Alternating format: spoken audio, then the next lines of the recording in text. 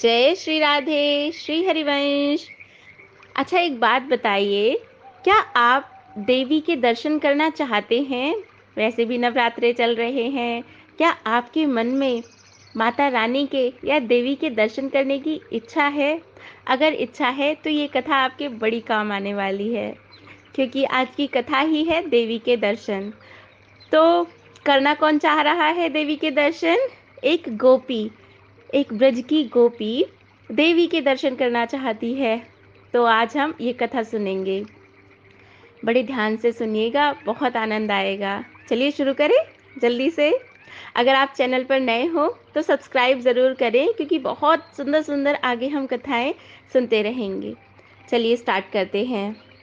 तो एक बार क्या हुआ, एक गोपी का बड़ा मन हुआ कि मैं देवी की आराधना करके उन्हें प्रसन्न करूं और उनके दर्शन करके मेरे मन की जो इच्छा है, जो मनोकामना है, उनसे वर मांग लूं। तो उस गोपी ने इस योजना को अंजाम देने के लिए क्या किया, एक वृक्ष के नीचे बड़ा ध्यान लगाकर वो बैठ गई। और गोपी जैसे ही ध्यान लगाकर बैठी, वहीं पास में कृष्णा, हमारे प्यारे कान्हा लाला, अपने मित्रों के साथ खेलते हुए वहां आ गए। और वो क्या देखते हैं कि गोपी तो बड़े ही ध्यान में बैठी है।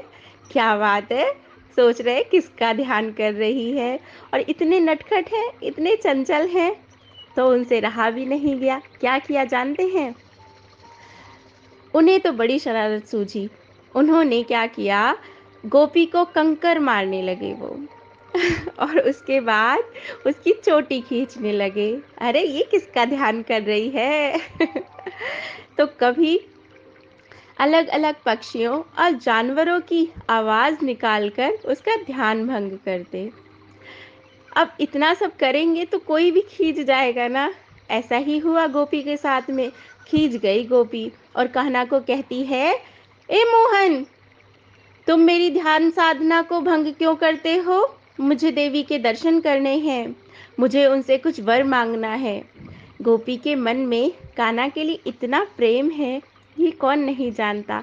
लेकिन देखिए, वो गोपी खींच भी जाती है और उनसे कहती है, जाओ, तुम यहाँ से जाओ, मुझे मुझे देवी के दर्शन करने दो, मुझे साधना करने दो। तो क्या बोलते हैं ठाकुर जी, हमारे प्यारे कान्हा अपनी मीठी मीठी बातों में उस गोपी को उलझाने लगते हैं। क्या कहते हैं? अरे मूर्ख, ऐसे ध्यान करने से ईश्वर नहीं मिलते। उनको प्रसन्न करने के लिए उनको बहुत कुछ खिलाना पिलाना पड़ता है। अच्छा, खिलाना पिलाना पड़ता है? क्या खिलाना पिलाना पड़ता है? क्या करूं मैं? गोपी बातों में आ गई। तू तू ऐसा करियो, कल ना बहुत सारे मिष्ठान लेकर मंदिर में आना, फिर मैं तुम्हें वहीं पर देवी दर्शन की विधि बताऊंगा। देवी प्रसन्न हो गई तो तुम्हें वर देंगी और तुम्हारी मनोकामना पूर्ण होगी। अब गोपी तो बड़ी प्रसन्न हुई कि चलो, ये कान्हा मुझे परेशान तो करता है, लेकिन मेरी मदद करेगा मुझे देवी के दर्शन कराने के लिए। तो अगले दिन वो बड़ी प्रसन्नता से उसने खूब मिष्ठान बनाए, बहुत सुंदर सुंदर भोग बनाया, और वो सारे मिष्ठान को लेकर मंदिर में पहुंच जाती है। देवी की प्रतिमा के समक्ष सब रख कर धूप दीप कर कर वहीं बैठ गई। उतने में ही क्या हुआ, कान्हा अपने सखाओं संग वहां पहुंच जाते हैं। गोपी कान्हा को देख बड़ी प्रसन्न होती है।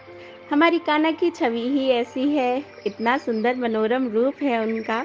बड़ी प्रसन्न हुई गोपी देखकर। कान्हा बरसाने की ओर इशारा करके बोलते हैं, अरे गोपी, ले मैं आ गया, और तू देख, ये जो बरसाना है ना, देख रही है ना तू? गोपी कहती है, हाँ हाँ देख रही हूँ।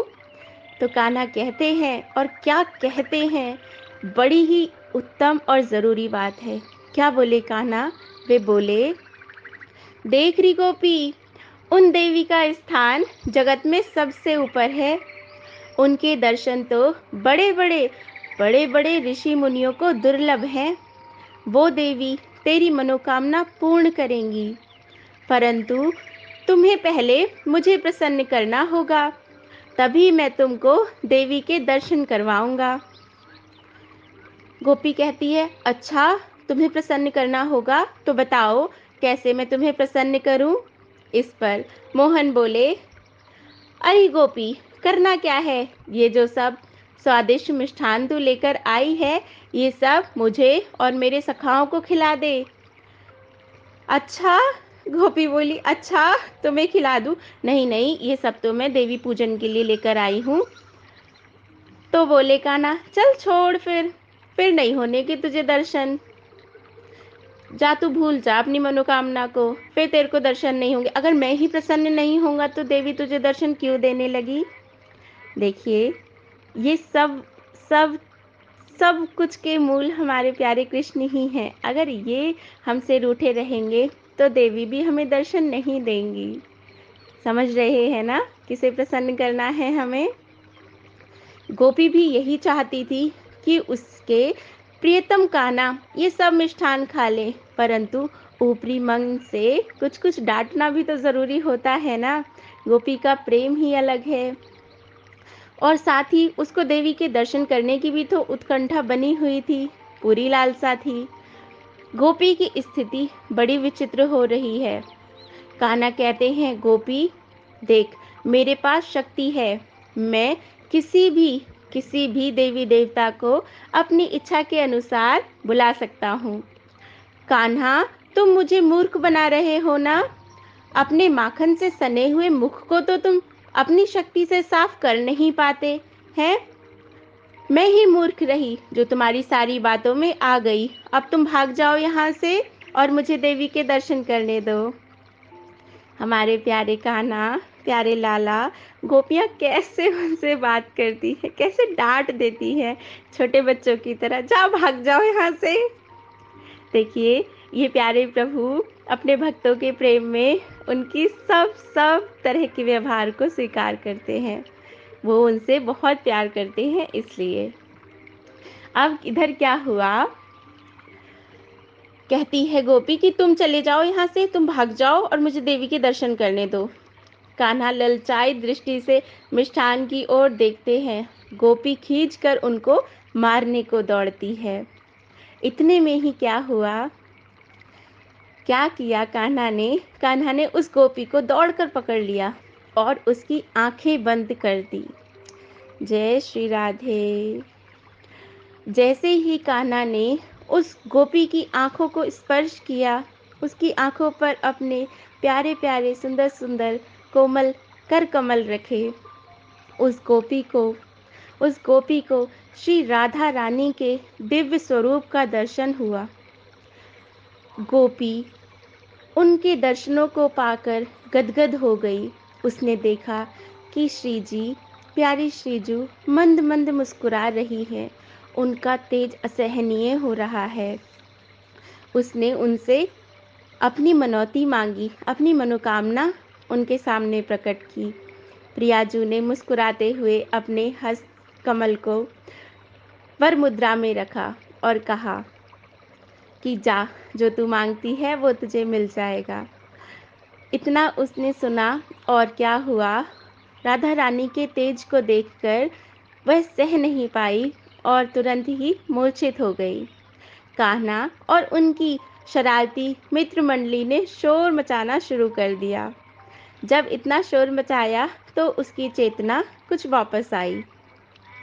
उसको देवी की जो दर्शन किए थे उसकी स्मृति रही, परंतु उसने खाली बर्तन और सब मिठाई खत्म देखी तो अत्यंत क्रोधित हो जाती है और उन सबको मारने दौड़ती है।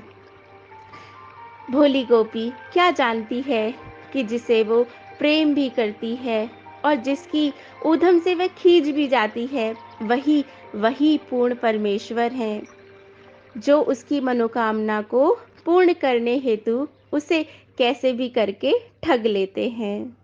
जय जय श्री राधे, जय जय श्री राधे। देखिए, हमारे प्रभु हमारे मन की बात जानते हैं, और अगर हम सच्चे मन से किसी को पाने की कोई चाह रखते हैं तो प्रभु उसको पूरा भी करते हैं और बड़े रास्ते, बड़े जुगत लगाते हैं हमारे लालजू अपने भक्तों की कामना को पूरी करने के लिए। क्यों ना हम कामना करें हमारे कन्हैया को ही पाने की, हमारी राधा रानी को पाने की। अगर राधा रानी को पाना चाहते हैं तो कृष्ण को प्रसन्न करिए, क्योंकि वही वही सबसे बड़ी देवी हैं। अगर वो प्रसन्न हो गई तो क्या बात है, और वो प्रसन्न होंगी जब कान्हा प्रसन्न होंगे। सीधा सिंपल सा उपाय है ये। बहुत बहुत आभार आपका यहाँ तक सुनने के लिए। अगर आप इस तरह की बड़ी मधुर मधुर प्यारी प्यारी लीलाएं नित्य सुनना चाहते हैं तो चैनल को सब्सक्राइब ज़रूर करें और साथ में बेल आइकन दबाएं और उसके साथ ऑल पर भी क्लिक करें। इससे आपको सभी कथाएं समय समय पर मिलती रहेंगी। बहुत बहुत आभार। राधे श्याम आपकी सभी मनोकामनाओं को पूर्ण करें। जय श्री राधे, जय श्री श्याम, श्री हरिवंश।